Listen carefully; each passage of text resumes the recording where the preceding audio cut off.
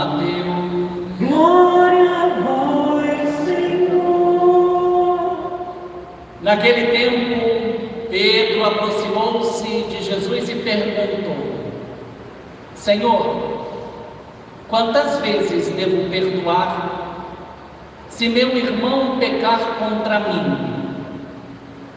Até 7 vezes? Jesus respondeu: não te digo até 7 vezes, mas até 70 vezes 7. Porque o reino dos céus é como um rei que resolveu acertar as contas com os seus empregados. Quando começou o acerto, levaram-lhe um que lhe devia uma enorme fortuna. Como o empregado não tivesse com que pagar, o patrão mandou que fosse vendido como escravo, junto com a mulher e os filhos e tudo o que possuía, para que pagasse a dívida. O empregado, porém, caiu aos pés do patrão e, prostrado, suplicava: dá-me um prazo, e eu te pagarei tudo. Diante disso, o patrão teve compaixão, soltou o empregado e perdoou-lhe a dívida. Ao sair dali, aquele empregado encontrou um dos seus companheiros que lhe devia apenas 100 moedas. Ele o agarrou e começou a sufocá-lo, dizendo: paga o que me deves. O companheiro, caindo aos pés, suplicava: dá-me um prazo e eu te pagarei. Mas o empregado não quis saber disso, saiu e mandou jogá-lo na prisão até que pagasse o que devia. Vendo o que havia acontecido, os outros empregados ficaram muito tristes, procuraram o patrão e lhe contaram tudo. Então o patrão mandou chamá-lo e lhe disse: empregado perverso, eu te perdoei toda a tua dívida, porque tu me suplicaste. Não devias tu também ter compaixão do teu companheiro, como eu tive compaixão de ti? O patrão indignou-se e mandou entregar aquele empregado aos torturadores, até que pagasse toda a sua dívida. É assim que o meu Pai que está nos céus fará convosco, se cada um não perdoar de coração ao seu irmão. Palavra da salvação. Glória a vós, Senhor. Bom dia a você, meu irmão, minha irmã, que está aqui na Igreja do Divino Espírito Santo do Estácio de Sá, bem como a todos aqueles e aquelas que nos acompanham através do canal do YouTube nessa transmissão ao vivo. Diante de um evangelho como esse, nós devemos experimentar nossos sentimentos. Sem dúvida alguma, diante da última sentença, ficamos bastante desconcertados pela forma como a justiça foi aplicada. Mas nada mais, nada menos foi do que a consequência da falta de compaixão daquele que tinha recebido do patrão uma enorme compaixão. Vejam, o amor não é um sentimento, porque sentimento é uma coisa que dá e passa. O amor é um comportamento, e é um comportamento exigente, não é um comportamento frouxo.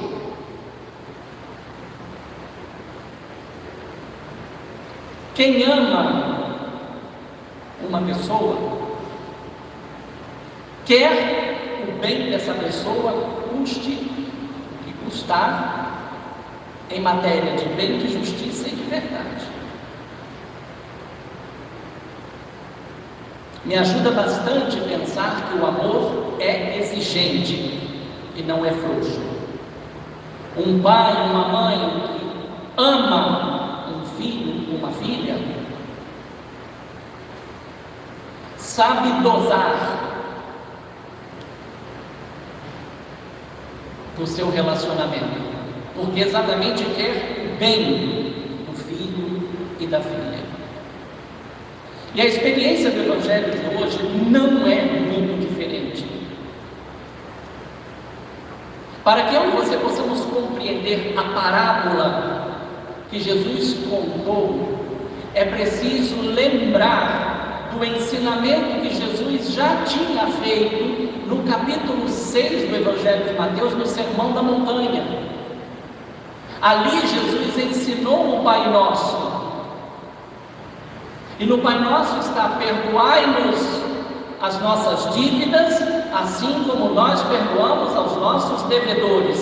Eu falei um pouco sobre isso na reflexão de domingo passado, mas tem que voltar neste domingo, porque nos versículos que se seguem ao Pai Nosso, Jesus insiste: se vós não perdoardes, também o vosso Pai não vos perdoará os vossos pecados.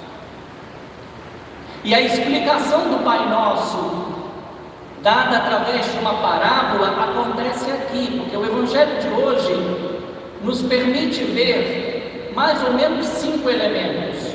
Primeiro elemento: Pedro vem com uma pergunta, e a pergunta, ela é existencial, porque eu e você gostamos de colocar limites em tudo. Quantas vezes devo perdoar se meu irmão pecar contra mim? Enquanto pergunta existencial, tudo bem. Mas quando Pedro tenta dar uma resposta, ele na verdade, de repente, pensou que estava dando uma resposta muito bem dada, e que ele tinha esta sabedoria. Até 7 vezes, por que ele diz até 7 vezes? Parece-me que ele estava pautado na própria Sagrada Escritura, porque no livro de Provérbios, no capítulo 24, versículo 16, está dito que o justo cai 7 vezes, mas se levanta. E no Salmo 119, no versículo 164, diz que o justo eleva a Deus a oração 7 vezes ao dia. Então, bem provável que Pedro tenha se valido das Sagradas Escrituras para dizer: até 7 vezes está de bom tamanho, porque é uma medida plena, porque 7 é 3 mais 4, 3 é o número da divindade, 4 é o número da realidade que nos circunda, 4 estações do ano, 4 ventos, 4 pontos cardeais, 4 fases da lua. Parece que Pedro estava relativamente bem apoiado na sua resposta, porque é curioso, Pedro pergunta e dá uma resposta também em forma de pergunta, e eu e você só vamos compreender isso aqui se não nos esquecemos, ou melhor, se nós lembrarmos que o capítulo 18 é um capítulo dirigido especialmente para a formação dos discípulos, e o texto que antecede isso aqui é o texto da correção fraterna que a gente tratou no domingo passado. E o que eu mais me pergunto é o seguinte: por que é sempre Pedro? Vocês nunca se perguntaram isso, não? Por que é sempre Pedro? Por que não aparece aqui André, Tiago? Por que não aparece Felipe? Por que não aparece um outro, Mateus? Não, é sempre Pedro. Pedro ocupa um grande protagonismo nos 4 evangelhos. É bem verdade que no Evangelho segundo João, outros apóstolos também interagem falando, mas em Mateus, Marcos e Lucas há uma insistência muito grande em Pedro, e principalmente depois que recebeu o primado. Parece que Jesus tem um interesse particular em formar este discípulo a quem ele confiou a administração dos seus bens. E parece que é isso mesmo. O foco de Jesus está sobre Pedro mesmo, porque é Pedro que sempre reage me compraz muito pensar em Pedro, porque Pedro é Pedro quando acerta e Pedro é Pedro quando, entre aspas, não acerta. Pedro é transparente, isto é, ele fala o que vem à sua mente e ao seu coração. E é interessante que o evangelista ceda sempre a Pedro a possibilidade de interagir e de falar, e às vezes até levar uma senhora chamada de atenção, ou ouvir o que ouviu há 2 domingos atrás: afasta-te de mim, Satanás. O que eu e você sentiríamos se por acaso Jesus se virasse para nós e nos dissesse uma coisa dessa natureza? E no entanto, Pedro não desiste, Pedro continua interagindo. Isso tem que despertar o meu interesse e o seu, porque eu e você temos que nos identificar com Pedro, porque Pedro parece como se fosse um exemplo de justiça humana, mas Jesus quer mais. Jesus, num determinado momento, vai se virar para Pedro e vai dizer assim: Pedro, Satanás te pediu para te joeirar como trigo, mas eu intercedi a teu favor. Tu, uma vez convertido, confirma teus irmãos na fé. Essa é a grande missão do Papa: confirmar seus irmãos na fé. E qual foi a resposta que Jesus deu a Pedro? Não te digo 7, mas 70 vezes 7. E aí ele conta uma parábola. Uma parábola que, para mim e para você, não é? Soa tranquilo para acompanhar o início, o desenvolvimento e o desfecho, porque eu e você também nos colocaríamos, num primeiro momento, a gente se colocou no lugar daquele empregado que devia, era uma dívida enorme, impagável. Se eu não me engano, o grego diz algo na casa de 10.000 talentos. São mais de 170 toneladas de ouro ou de prata.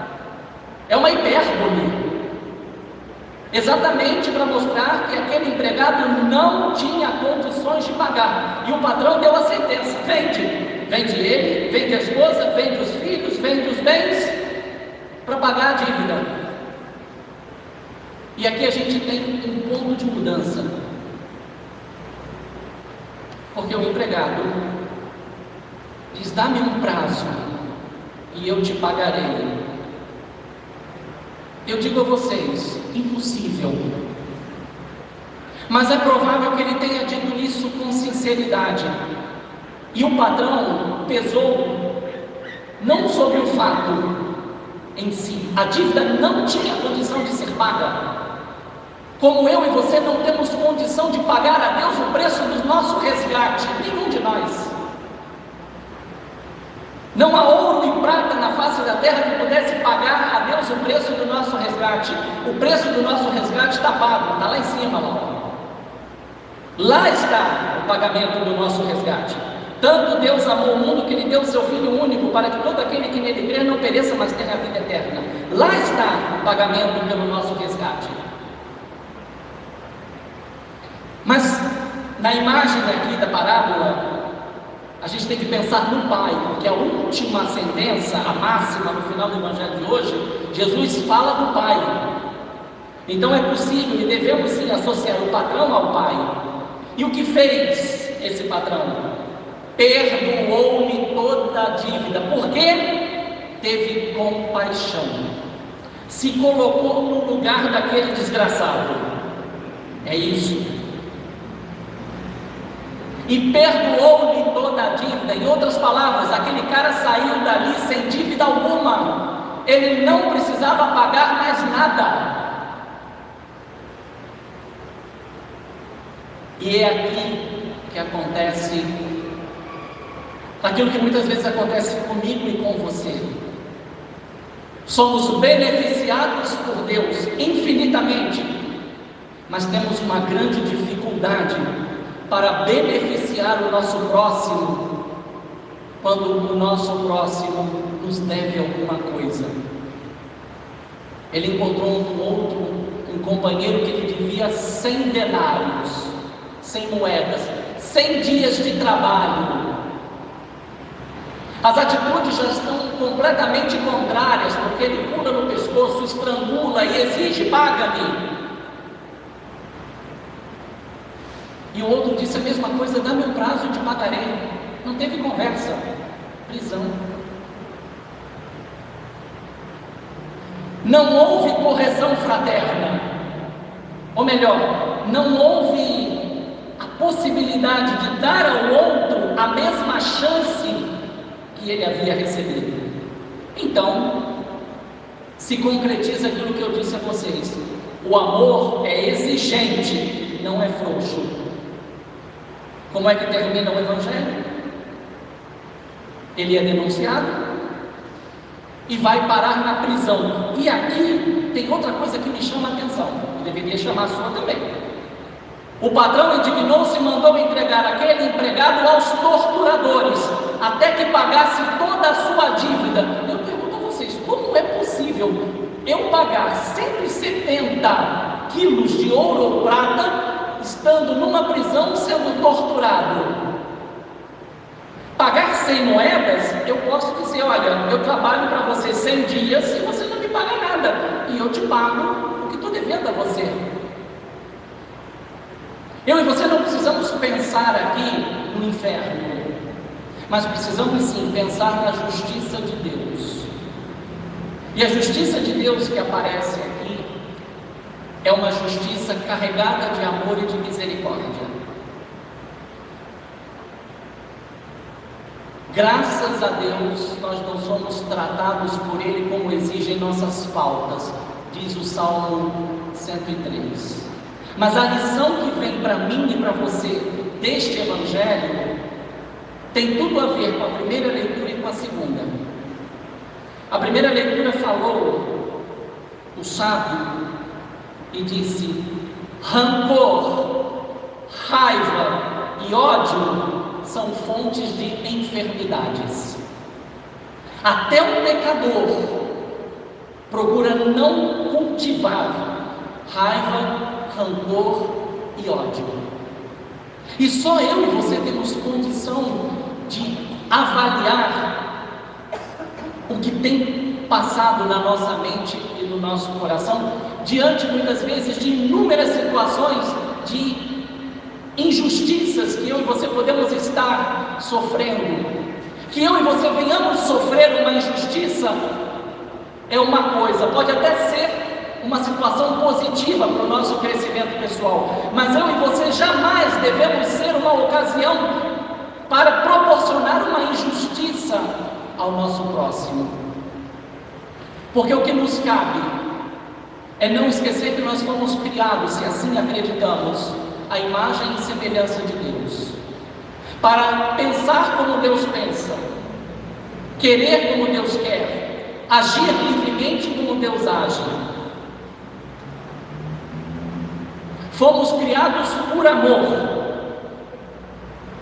e por amor, expresso principalmente através do perdão, manifestamos o que significa ser semelhantes a Deus. E isso parece que na mente e no coração de Paulo estava bem resolvido, porque Paulo disse: se a gente vive ou se a gente morre, é para o Senhor que a gente vive e é para o Senhor que a gente morre, porque vivos ou mortos pertencemos ao Senhor. E aqui fica para mim e para você uma pergunta: o quanto eu e você temos meditado sobre esta pertença a Deus? O que significa para mim e para você saber que pertencemos a Deus? E o quanto o Evangelho de hoje nos ajuda a não rezar o Pai Nosso simplesmente da boca para fora. Porque é muito sério quando a gente chega naquela parte e diz: perdoai-nos as nossas ofensas, assim como nós perdoamos a quem nos tem ofendido.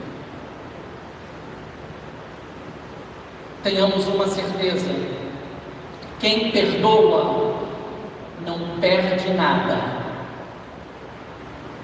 Quem não perdoa abre uma brecha enorme na sua mente e no seu coração para todo tipo e espécie de enfermidade e doenças, porque a falta de perdão corrói.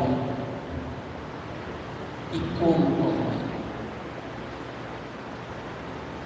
Agora, isso não quer dizer que nós vamos dar uma de bobos, porque existem também aqueles que querem enganar os outros. É o caso daquele primeiro empregado. O patrão considerou que havia sinceridade quando ele disse: dá-me um prazo e te pagarei. Até devia haver sinceridade na fala, mas ele demonstrou de outra maneira. Ele demonstrou com a falta de compaixão pelo seu semelhante. Que a gente possa sair desta Eucaristia meditando principalmente na compaixão. É isto que Deus tem por mim, é isto que Deus tem por cada um de vocês.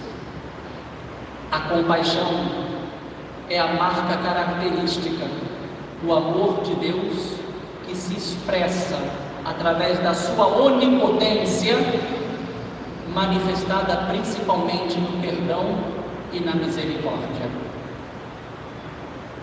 Que a gente possa transcorrer este dia dando a Deus a liberdade para agir em nós e principalmente nos curar, tirando de nós, expurgando de nós toda raiva, rancor, mágoa, ressentimento, ódio. Queira Deus não exista dentro de mim e dentro de você. E concluo de uma outra forma.